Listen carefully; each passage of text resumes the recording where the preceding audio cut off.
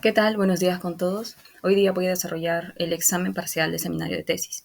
La primera pregunta dice, ¿en qué medida la noción cartesiana del pienso luego existo establece una base sólida para la identidad del sujeto en la modernidad y cómo puede cuestionarse esta afirmación a la luz de las críticas posmodernas? Bien, Descartes buscaba fundamentar el conocimiento con unas bases sólidas, es decir, unas bases que sean certeras, indubitables. Para esto, él va a auxiliarse en el método que él creó, el método cartesiano, pero también en la intuición y en la deducción, que son, digamos, herramientas, instrumentos o procedimientos que en la matemática se usaba y arrojaba datos exactos, resultados exactos, digamos así. Ya. Además de la duda metódica, que también se suma a estos procedimientos que se van a utilizar y realizar para obtener un conocimiento certero, él lo que hace es buscar ideas claras y distintas, o considera, mejor dicho, que estas son las que dan a luz, las que arrojan un conocimiento indubitable y certero. Entonces, en todo ese mecanismo, en todo el procedimiento que él logra hacer, descubre que hay un principio, una verdad a la cual él llega, que es el cogito, el yo pienso. Este yo pienso es en ese momento el principio que él considera como indubitable, la primera verdad, además que luego también está Dios, claro. Es a partir de ahí que este yo pienso que luego se traduce, o mejor dicho, que este yo pienso agarra su fuerza en lo que es nuestra facultad de razonar, el raciocinio, donde ya va a configurar en ese entonces, en la modernidad, al sujeto, lo va a constituir. Es decir, el sujeto se va a distinguir, se va a identificar como un sujeto pensante porque tiene esa facultad racional. La razón, el raciocinio es el que de alguna manera constituye, ¿no? Identifica, caracteriza al hombre de la modernidad. Ahora, las críticas posmodernas de alguna manera quieren romper con este. Es decir, en las críticas posmodernas, bueno, en la posmodernidad, no se considera que hay una verdad absoluta, no consideran un sistema superestructurado que arroje un conocimiento totalmente certero, sino todo lo contrario. También acá se ve el tema del poder, se ve temas de, o unas especies de epistemes corporales, o en base al cuerpo, en base a las emociones, ¿no? Otros mecanismos, digamos, que rompen con esta episteme occidental tradicional. Ellos consideran que en el pensamiento hay una serie de matices, hay diferencias, hay multi-interpretaciones, y por lo cual no existe una verdad totalmente consolidada o absoluta. Entonces todo eso difiere o dista mucho del pensamiento de Descartes. Y las críticas se dan en base a eso, ¿no? Lo consideran muy reduccionista, porque el sujeto no solamente se constituye, solamente, no es solamente razón, meramente. Y por eso más o menos por ahí va. Ahora, la pregunta 2 dice, ¿es la separación radical de mente y cuerpo propuesta por Descartes una aproximación válida para comprender la naturaleza del sujeto? ¿O debemos considerar enfoques más holísticos que integran la dimensión corporal en la constitución de la identidad? Bien, esta pregunta básicamente alude al dualismo cartesiano, ¿no? La diferenciación de mente y cuerpo, res cogita, res extensa. Lo que propone Descartes es que en el cuerpo, como es cambiante y lo manifiesta en su experimento mental, digamos, o en su ejemplo de la cera, es que este no brinda las suficientes herramientas, bueno, más que herramientas del conocimiento certero, porque es mutable, es cambiante.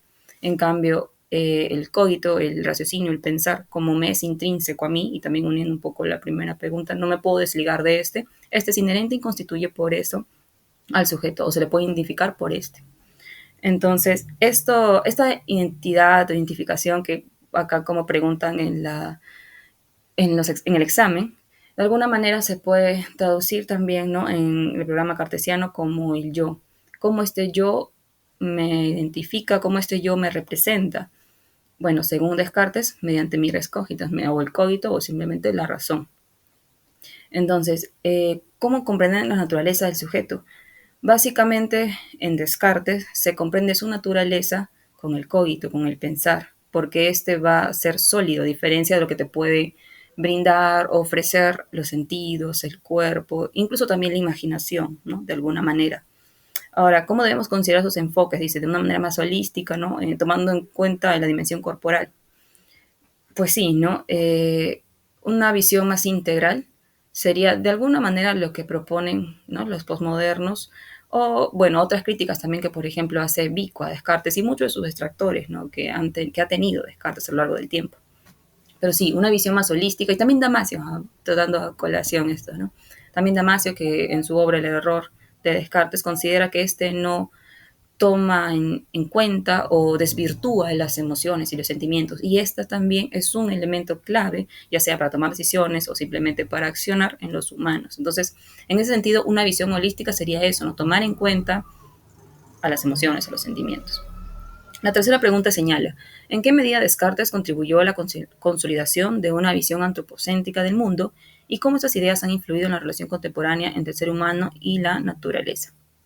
Bien, el trabajo de Descartes, sí, pues no, indudablemente dio un giro, como dicen, epistemológico, pero más allá de este, hay una reivindicación del sujeto, que de hecho ese es mi tema de tesis.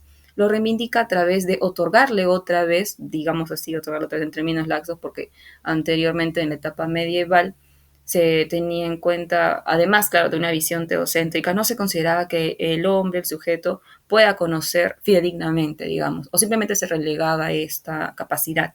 Pero es con Descartes que esto ya termina porque, o de alguna manera rompe, porque Descartes considera que es gracias a nuestra razón que sí podemos conocer realmente.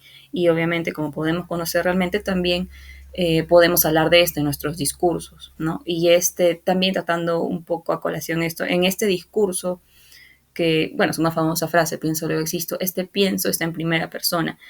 Y eso luego se va a llevar a estos enunciados autodescriptivos, como menciona, o enunciados a primera persona, que de alguna manera ya posiciona al sujeto como, digamos, eje central en un episteme, ¿no? Tomando en cuenta la teoría del conocimiento. Y, ¿qué más podría decirse? Esta visión antropocéntrica se da en gran medida gracias a él, porque él considera que el sujeto sí puede conocer. Entonces, más allá de también otra idea que se me viene un poco en mente es que él sí separa esta, digamos, visión o conocimiento entre lo divino y lo humano, porque él considera que no se contraponen esto, sino que el humano, análogamente hablando, así como Dios tiene, digamos, sus leyes y principios, el humano también lo tiene, pero en lo que es la capacidad de razonar, el raciocinio mismo, la razón, la luz natural, como mencionan algunos. Ahora, en la pregunta 4, ¿cómo las críticas posmodernas a la duda metódica de Descartes sugieren que la búsqueda de certeza absoluta puede resultar en una parálisis de conocimiento? Bien, como anteriormente lo he dicho, las críticas posmodernas, básicamente lo que se quiere romper es esta supremacía de la razón, este predominio del sujeto, digamos, como eje central en el mundo. Entonces, el estar buscando, digamos, además de con un énfasis o ímpetu, un conocimiento meramente absoluto y certero, para ellos consideran que podríamos decir incluso inútiles, ¿no? Está bastante ligado al escepticismo, porque no consideran que vamos a encontrar el mayor conocimiento o alguna verdad totalmente concreta, absoluta, que no se pueda destruir, digamos, o que no podamos cuestionar. Es que también hay que tener en cuenta que estas críticas posmodernas consideran lo que es los matices, las interpretaciones, las perspectivas. Entonces, en base a eso, hay tanta multiplicidad, ya sea también en las opiniones o discursos, que ninguna tiene una posición adelante de otra o predomina sobre otra. Y eso, claro, es totalmente diferente en Descartes, porque Descartes considera que la razón, como su facultad, claro, que nos permite conocer, está ya bien posicionada y es mediante esta que se puede alcanzar lo claro, lo evidente, lo indubitable, ¿no? Pero en cambio en las críticas postmodernas no se va a considerar eso, no se toma en cuenta esto porque considera también además que el mundo es cambiante, que no hay un progreso en sí y todas esas ideas que de alguna manera se relacionan. Ahora, la pregunta 5 dice, ¿de qué manera las críticas feministas han cuestionado la perspectiva cartesiana sobre el sujeto, especialmente en lo que respecta a la experiencia de mujeres y la construcción de su identidad?